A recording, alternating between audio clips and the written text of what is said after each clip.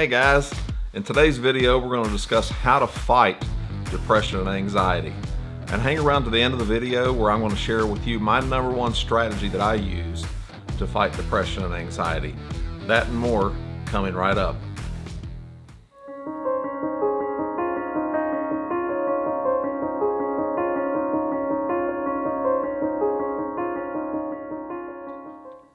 So welcome. If this is your first time joining me, my name's Tom Fulks and this is my channel Moving Forward with Tom.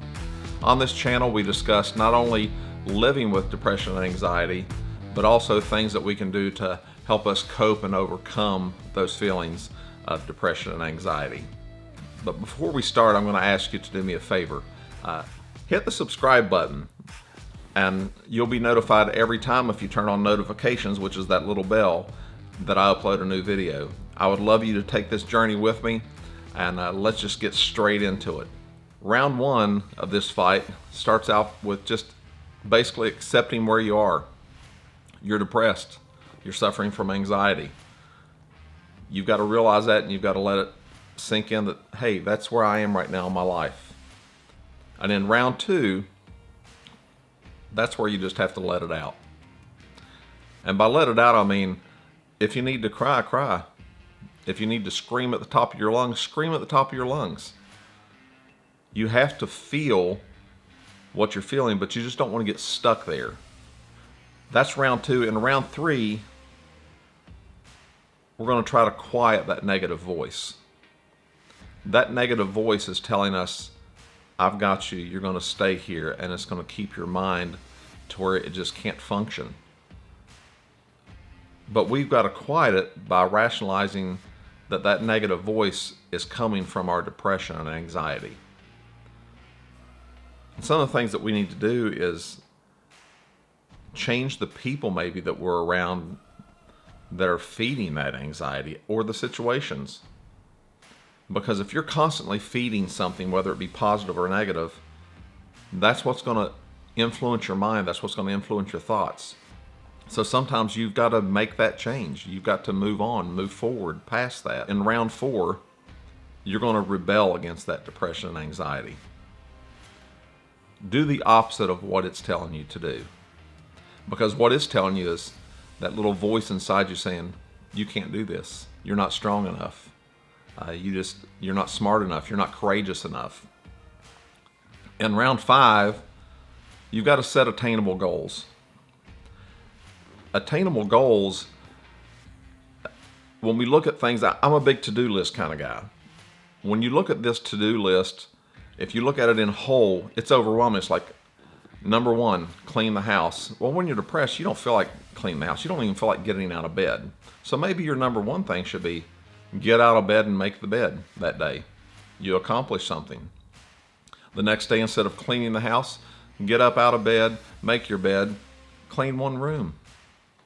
Take it one step at a time, because we kind of overwhelm ourselves and help feed into that anxiety because of this to-do list is so big, we're never going to get it done, so we don't never start it.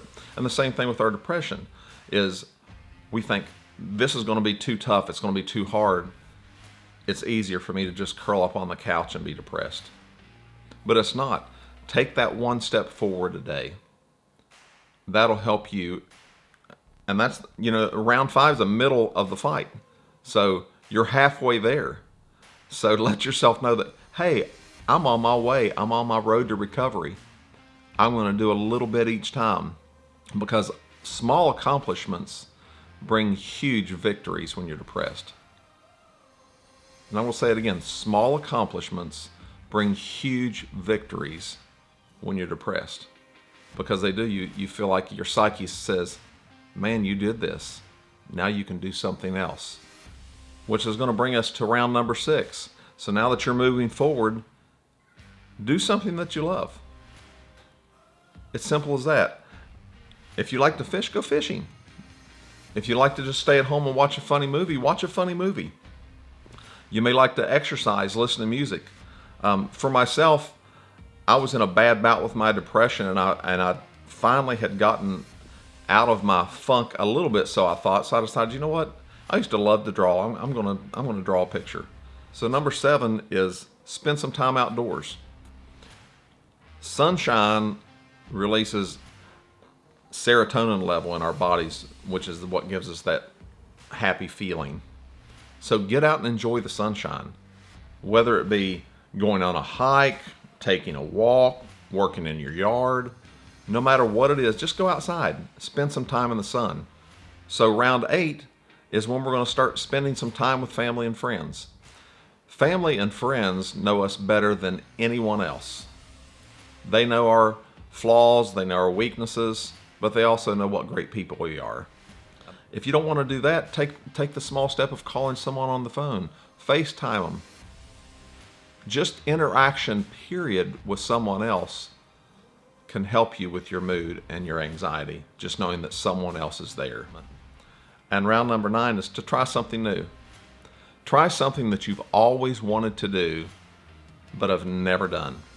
Whether it be maybe learn to play the guitar, learn to draw, learn to paint, plant a garden. Something that you've always thought, I want to do that. Do it. And the reason you want to do that is because it makes your mind think about what you're doing, because it's not something you normally do.